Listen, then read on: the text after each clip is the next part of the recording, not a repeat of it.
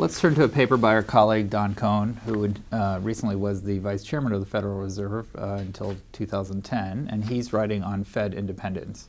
So I would say that there's broad agreement, and there has been for many years among economics and the broader policy community, that the Fed should be independent from political pressures, and then we've structured it that way. Having gone through what we've just gone through, where the Fed in some sense had to be a lot more interventionist, and there was a lot of, in some sense, political heat coming as a result of that. And you saw that even reflected in the votes for when Chairman Bernanke's term was renewed, and now with Janet Yellen, it was much closer, I think, than recent history, than has happened in recent history. Does Don think that right now the Fed's independence is at all at risk? He does.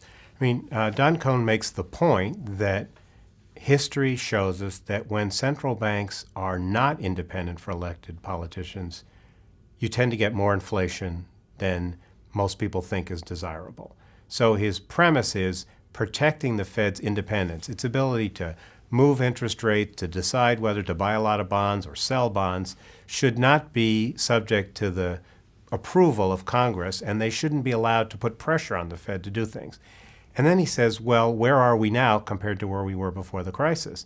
And he says there are some risks, that the Fed has become much more politically controversial. Just look at the 2008 presidential debates on the Republican side. He points to the votes.